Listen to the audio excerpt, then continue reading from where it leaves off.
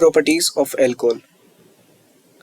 इस वीडियो में हम बात करेंगे केमिकल प्रॉपर्टीज ऑफ अल्कोहल के बारे में। तो देखो, केमिकल प्रॉपर्टीज ऑफ अल्कोहल को समझने से पहले हमें समझना पड़ेगा कि जो अल्कोहल है वो हमारे दोनों तरीके से रिएक्ट कर सकते हैं, न्यूक्लियोफाइल की तरह भी और इलेक्ट्रोफाइल की तरह भी। अब देखो, ये डिपेंड करता है कि जो अल्कोहल है यानी कि ROH, उसमें बॉन्ड कहाँ ब्रेक हो रहा है।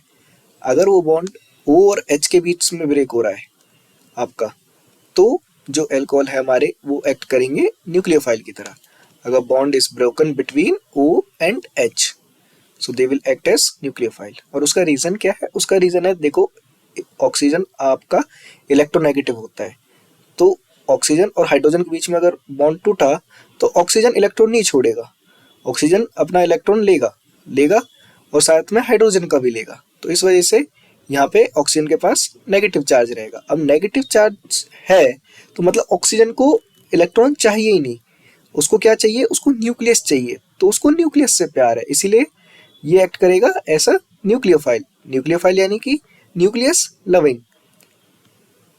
वहीं पे एक दूसरा केस है कि अगर ये बॉन्ड आपका R और O के बीच से ब्रेक हो, जैसे कि यहाँ पे R और O के बीच से अगर ये बॉन्ड ब्रेक हो, ठीक है, यानी कि R और O यानी कि C और O, R यानी कि कार्बन की चेन ही होगी, तो C और O के बीच में से अगर बॉन्ड आपका ब्रेक हो तो ये एक्ट करेंगे इलेक्ट्रोफाइल की तरह। अब उसका रीजन भी ऑक्सीजन ही है, क्योंकि अगर यहाँ से बॉन्ड ब्रेक हुआ तो ऑक्सीजन अपना इलेक्ट्रॉन यहाँ से भी लेगा और यहाँ से लेगा और साथ में कार्बन से भी लेगा, तो क्या हुआ? ऑक्सीजन के पास नेगेटिव चार्ज आया, लेकिन जो कार्बन यहाँ पे बचेगा उसके पास क्या होगा? उसके पास पॉजिटिव चार्ज होगा। अब क्योंकि वो इलेक्ट्रॉन डेफिशिएंट है तो उसको इलेक्ट्रॉन चाहिए, तो इसीलिए वो कार्बन एक्ट करेगा इलेक्ट्रोफाइल की तरह, यानी कि इलेक्ट्रॉन से प्यार करेगा, वो उसे इलेक्ट्रॉन चाहिए। अब इन रिएक्शंस को हम देखते हैं कि कौन सी रिएक्शंस के अंदर O और H के बीच से बॉन्ड ब्रेक होता है। तो देखो, सबसे पहले reaction involving OH bond breaking. तो सबसे पहली रिएक्शन है वो है रिएक्शन विद मेटल। जब रिएक्शन होगी अल्कोहल की मेटल्स के साथ, सो O एंड H के बीच से बॉन्ड ब्रेक होगा। यहाँ पे अल्कोहल है, जब इसकी रिएक्शन हो रही है मेटल के साथ, जैसे सोडियम के साथ, सो बॉन्ड ब्रेक कहाँ से होगा? O और H के बीच से होगा। और क्या होगा? हमारे पास सोडियम एल्कोक्साइड फॉर्म हो जाएगा, RONA, और यहाँ पे हाइड्रोजन जो है वो रिलीज आउट हो गया इस तरीके से। तो ये थी पहली रिएक्शन। वहीं दूसरी रिएक्शन है ईस्टरिफिकेशन। अब ईस्टरिफिकेशन रिएक्शन के अंदर भी सेम यही होता है, हमारे पास अल्कोहल है और कार्बोक्सिलिक एसिड है। अल्कोहल और कार्बोक्सिलिक एसिड मिलके क्या बनाते हैं? ईस्टर बनाते हैं। अब देखो, बहुत इंपॉर्टेंट है आपको ईस्टरिफिकेशन रिएक्शन समझना। आपको याद रखना है कि आपको अल्कोहल में जो बॉन्ड ब्रेक होता है वो O और H के बीच में से होगा, तो यहाँ से आपको H निकालना है और यहाँ से कार्बोक्सिलिक एसिड से आपको OH निकालना है। यहाँ से H और यहाँ से OH जब दोनों निकलेंगे तो मिलके क्या होगा? आपका वाटर का मॉलिक्यूल निकल जाएगा, और बचे हुए को यानी कि यहाँ से RO को यहाँ RCO के साथ आपको बॉन्ड बना देना है। तो इस तरीके से आपका ईस्टर फॉर्म हो जाएगा। बहुत लोग यहीं पे गलती करते हैं, वो यहाँ से OH निकाल देते हैं अल्कोहल से, जबकि ये गलत है। अल्कोहल से केवल H रिलीज होगा और कार्बोक्सिलिक एसिड से OH रिलीज होगा। आपको ये चीज याद रखनी है।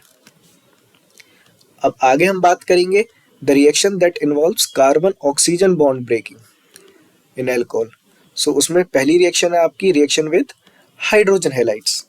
हाइड्रोजन हैलाइड्स के साथ जो रिएक्शन होगी तो उसमें बॉन्ड कार्बन और ऑक्सीजन के बीच में से टूटेगा। देखो, एग्जाम्पल के तौर पे यहाँ पे अल्कोहल है, अल्कोहल और इसकी रिएक्शन हो रही है HCl के साथ, जो कि एक हाइड्रोजन हैलाइड है। तो बॉन्ड कहाँ से टूटेगा? बॉन्ड टूटेगा यहाँ से, कार्बन और ऑक्सीजन के बीच में से। यहाँ से बॉन्ड टूटेगा तो यहाँ से OH रिलीज होगा और यहाँ से H रिलीज होगा, तो आपका वाटर का मॉलिक्यूल रिमूव हो जाएगा और क्लोरीन जाके आपका कार्बन के साथ लग जाएगा, सो बनेगा आपका RCl। वहीं एक दूसरी रिएक्शन है वो है reaction with phosphorus ट्राइहैलाइड्स।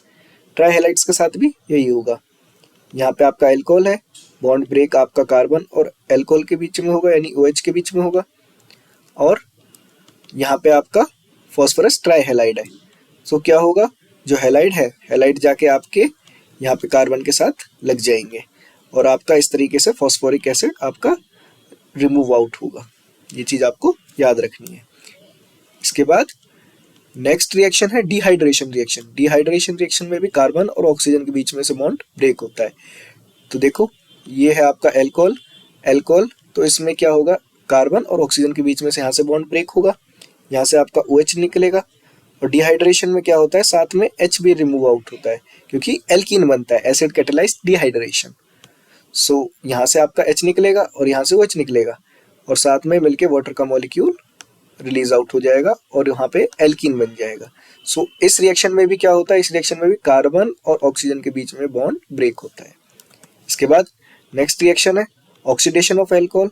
Oxidation of alcohol, जब आप एल्कोहल की ऑक्सीडेशन कराते हैं तो वो कन्वर्ट होता है एल्डिहाइड में, और एल्डिहाइड को आप फर्दर ऑक्सीडाइज कराओगे तो कन्वर्ट होगा कार्बोक्सिलिक एसिड में। तो आपको याद रखना है जब आप ऑक्सीडेशन कराते हैं एल्कोहल की तब भी यही होगा, तब भी जो बॉन्ड ब्रेक होगा वो यहाँ से होगा, यहाँ से कार्बन और ऑक्सीजन के बीच में से बॉन्ड ब्रेक होगा। और जो ऑक्सीजन आएगा, जो एल्डिहाइड के अंदर ऑक्सीजन होता है, वो आपका ऑक्सीडाइजिंग एजेंट देता है जो कि आके लगता है।